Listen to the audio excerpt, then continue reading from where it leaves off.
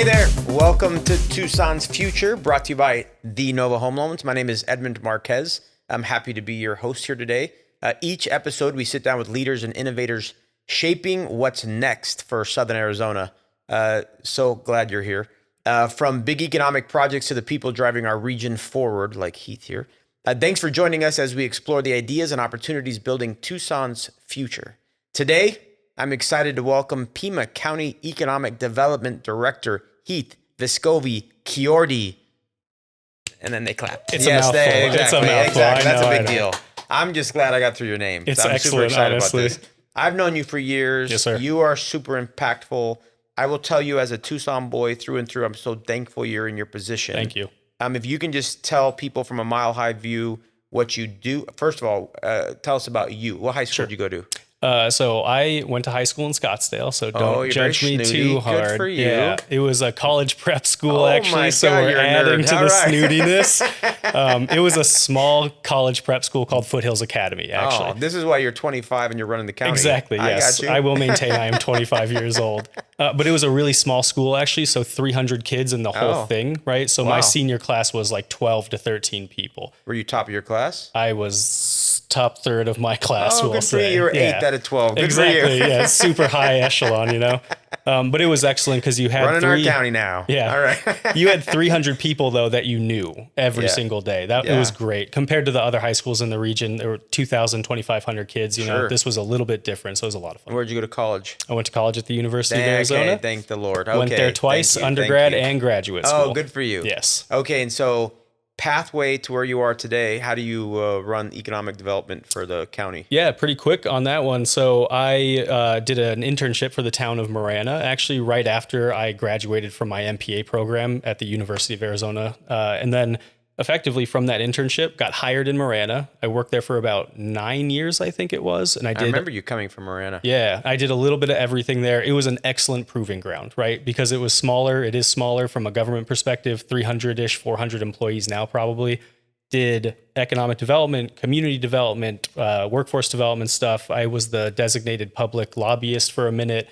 Basically did everything except be a judge or a police officer. I ran their airport for 2 years, great, which though? was so much fun. Yeah. And that varied experience in government allowed me to figure out how government structure works just from the inside out and get acquainted with it. And then there was a retirement in the department at Pima County, and I really love economic development, so I applied for the job. And Who was the retiree? That was Dr. John Moffitt. It was John Moffitt. Yes. The John Moffitt. The John Moffitt. You took a pretty big seat there. They're pretty big shoes to fill. Yeah, amen. Yes. So mile high view for everyone. What are some of the major projects you work on? Sure. So we do a lot, honestly. And in this job specifically, economic development, the definition of it has really expanded for me. Mm-hmm. So the county is a very large organization. We have a lot of different departments that do a lot of different stuff. And so we're getting kind of linked into things where we never thought we would before. Public health programming, we work a lot with our public health department, obviously with workforce development, transportation, we look at infrastructure planning, land management, all those different things. So for us specifically, we own and operate and maintain a couple thousand acres of land for economic development. We create economic development programs. We consult on workforce development programs and things like that based off of need. We're in the process of looking at creating incentives. We just did 2 new policies for the Board of Supervisors at their request for economic development. Anything you throw at us, we're going to end up doing. We also do, on the economic development side, attraction of new companies, retention and expansion of existing ones. We are in the business of creating jobs, and we're in the business of facilitating workforce development and targeted infrastructure development to facilitate more investment in the community. So to keep with the mile high view and to not throw any zingers. Sure. Because I could throw some zingers, Do it. which are not towards Let's the county. have some fun. No, I'm going to tell the viewer, So I'm on the Rio Nuevo board. I'm born and raised here. I'm very thankful for the county. Jan Lesher, champion. Like, we are so lucky. I think, and I'm past chairman of the chamber, there are times in which we were frustrated with our own city of Tucson. Mm. And so I think without the county, we'd be in trouble. Sure. Because you tend to have, I keep thinking about Rex Scott, who's on your board of supervisors, who's just so forward thinking. We as a community need to continue to say yes to opportunities. And Pima County and Heath here are a big part of that yes. I think a lot of times, and if you're a realtor, you're doing mortgages out there and you're watching this and you're thinking, where are we headed, right? From a real estate perspective, an economic perspective, we're competing against other cities. We're competing against Scottsdale, Phoenix, Tempe, Marana, right? And if we're not saying yes, if we're literally saying no, we're not even establishing a value proposition and an ask for an organization or a company or a sports team to come here, right? And so thank you for the county. So on that little preaching moment, where are we headed? Like, I'm going to selfishly ask questions today because I want to know where are we headed? Give me the good news. Because I got to tell you, I came back this summer from being away, and we had just voted down Project Blue, which you all approved. We just renewed the free bus fare, which seems to. I understand the premise of it, but it seems to have backfired in many ways from the quality of life perspective for a lot of Tucsonans.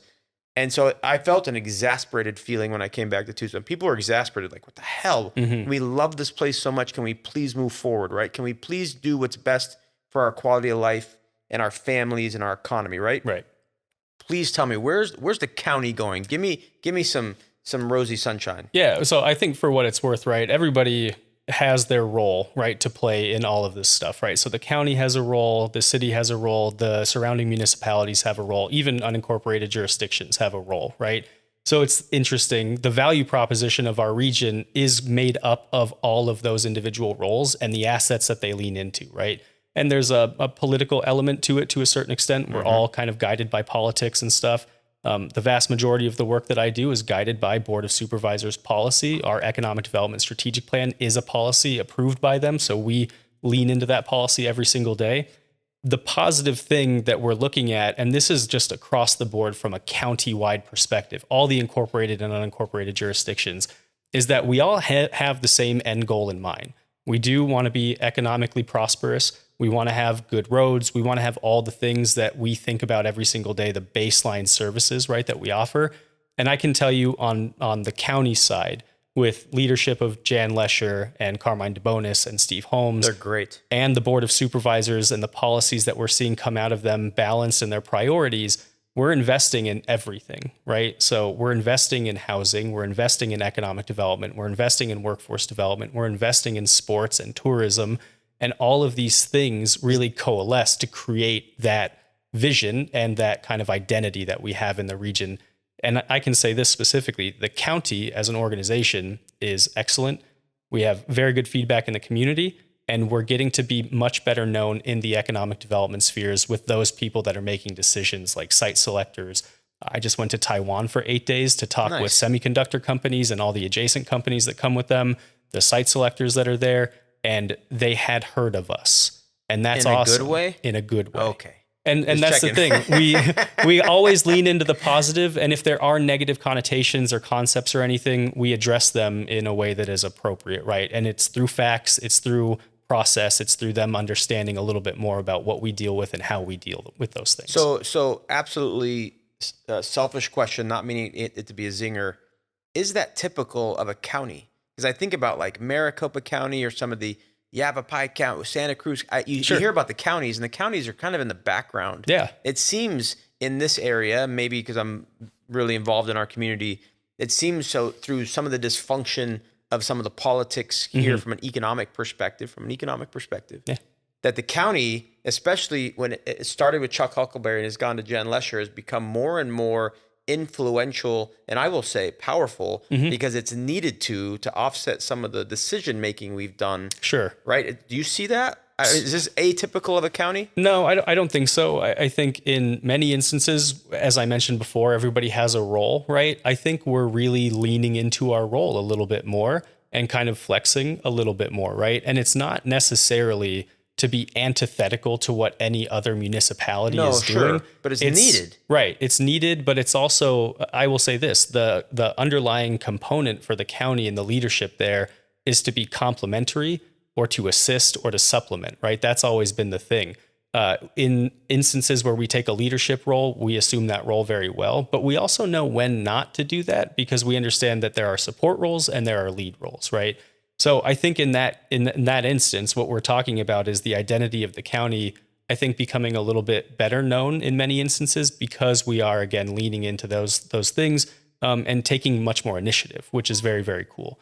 We've got a balanced board. I feel there's a lot of even keeled discussion that happens. Sometimes, those things happen where it's a little bit heated on one side or the other. Those things are going to be normal.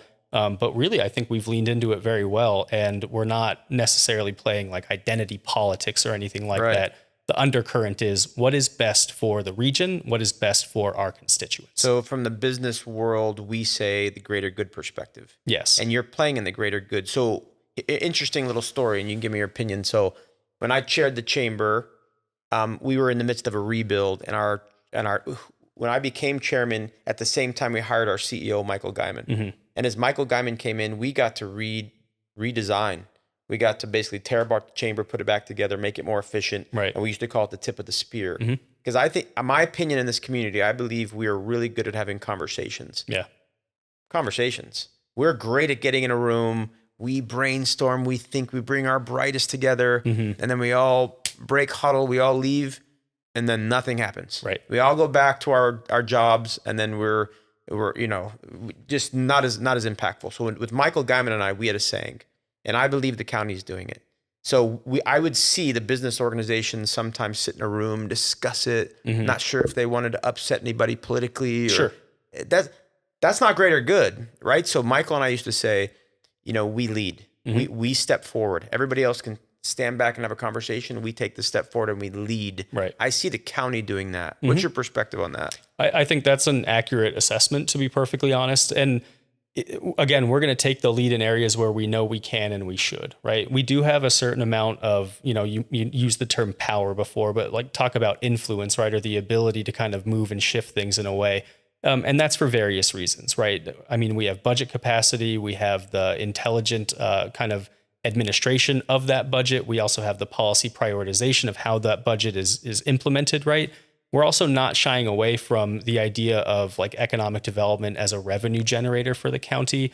In some instances, we can, talk about a couple of projects, but with like American Battery Factory as an example, it was approved quite some time ago. They're going through a lot of different things right now because a lot of turbulence at the federal level and things shifting and changing. But we talk about what the end goal of that is, right? Which is jobs, it's economic impact, it's the transaction of land, which is a one-time infusion of dollars into the general fund that allows them to allocate that money towards priorities and be the tip of the spear on many things. And it's also long-term lease, right? Where we're generating revenue over time too. And so we look at those opportunities and intelligently, not just blanket, we're going to do economic development and we're just going to do whatever we want. It's intelligent design about where things are going, where we're placing them, what land is used for economic development, what land is not, and how we balance economic development with housing and the other priorities, right, that are, I think, of key component interest to everybody here. So I got to say, it's kind of like democracy at work in an interesting way, because that board has healthy discussions and they come to confluence or they don't. And if they don't, you'll see it come back again in some type of fashion where they can come to a confluence. And I think that's the other thing, is that it's iterative in nature. We don't think we're just always going to get it 100% right the first time. We, like any individual, know that we have to grow and get better with all these decisions that we're making. Yeah, well, just listening to you, one of the things that I appreciate about the Board of Supervisors is the conversation that they have. Mm-hmm. I like that it's a spectrum.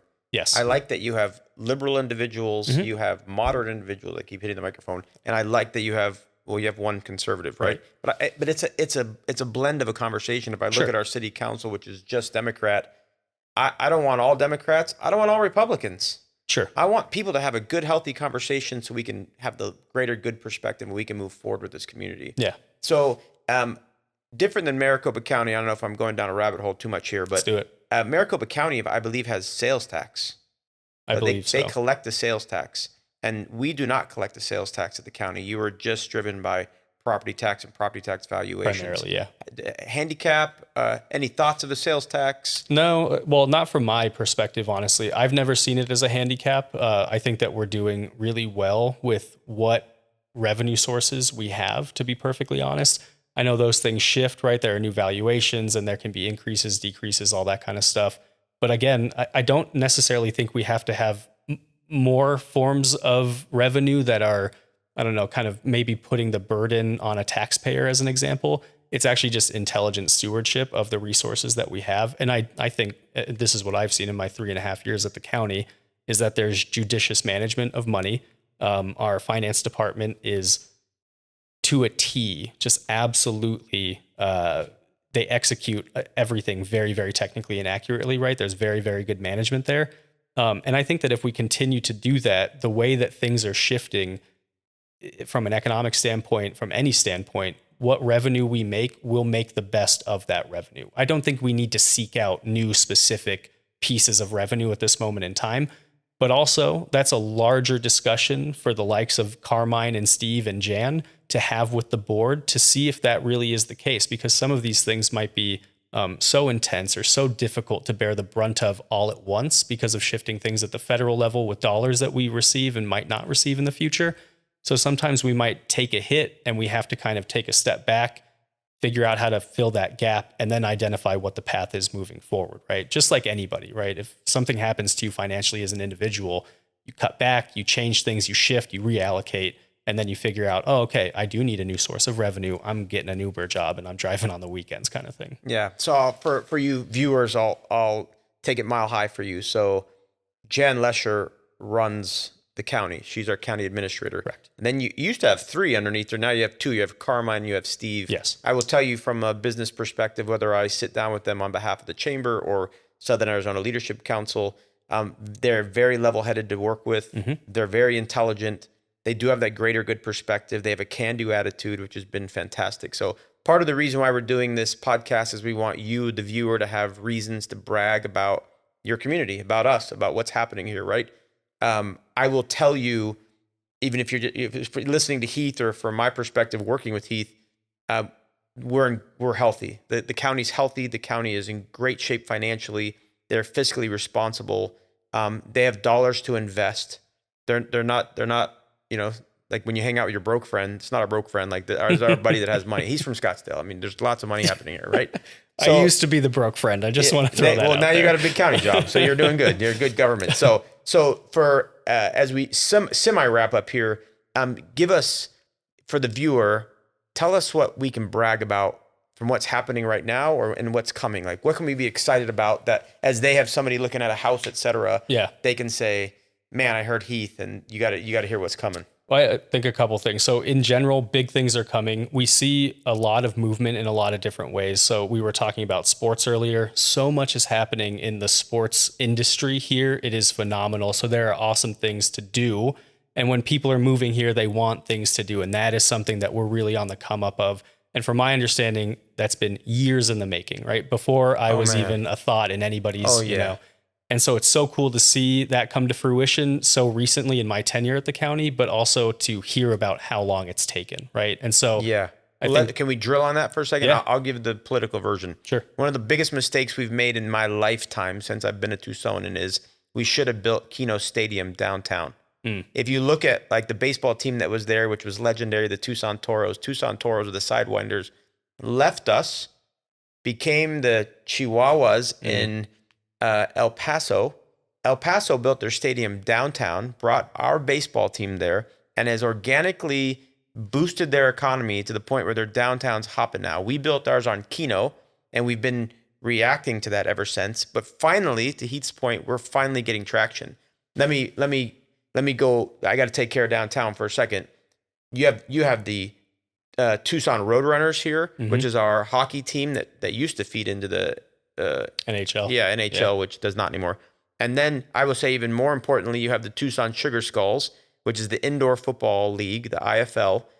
Super exciting games at the Tucson Convention Center during the summer, air conditioned. Now you go out to the Keno Center, where the Sugar Skulls practice, by the way, and you've got Mexican baseball and Mexican baseball fiesta plus the Mexican Major League Baseball team that's coming here. And if you look at, there's Major League Baseball, that's the top, and then you have 2 side-by-side second tier Major League leagues. One is the Japanese Major League Baseball, and then you've got Mexican Winter Baseball, and we literally have a Mexican Winter League from Mexico baseball team playing here, thanks to the county, right? Because you guys negotiated a great deal. You also have FC Tucson And then you have Mosaic Quarter, Yep. which doesn't happen without the county. Correct. That's the Frank Knott's. That- So tell us about that. And I'll just say, it doesn't happen without the county. You can say that, but it doesn't happen without the actual partnership among everybody involved. True, but right? if there's no welcome committee when they get here and Sure. saying we'll help you, then Absolutely. they Well, just go somewhere else. It's inevitable that you need government buy-in, right? You need government, private, academia, all the big ones that we always talk about. That is a requirement, hands down. So that goes to your point earlier about leaning into things and looking forward.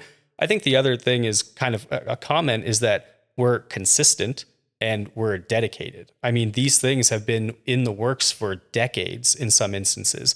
And so to see them finally coming to fruition, I think sends a message that we know what we're doing, albeit it takes some time a little bit, but also to the community, good things do take time, right? So if there's something you want now or you wanted it 5 years ago, but we hadn't really addressed it, or there's, something not happening in your eyes, tell us, right? That way we can reevaluate it and make sure we're putting that concerted effort towards it.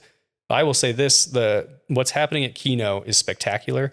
There are going to be amazing spin-off benefits for economic development there too, as a practice. Number one, the relationship with Mexico continues to grow because of exactly what you just talked about. Sports is the great unifier and the great divider at the same time, but we all love it. We love that rivalry and everything.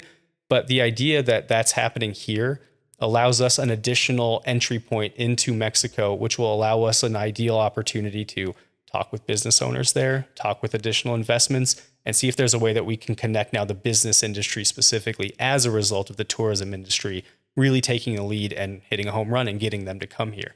So we're excited for all the spin-off benefits of that. That's going to be spectacular. That's something I'm very much looking forward to. Yeah, so if you're watching this, pride-wise, we cannot have any more teams leave Tucson. We need Tucson to support our teams, whether it's filling U of A Stadium during the football games, who they're 3-0 right now. I don't know if they're hopefully 4-0 by the time this thing airs.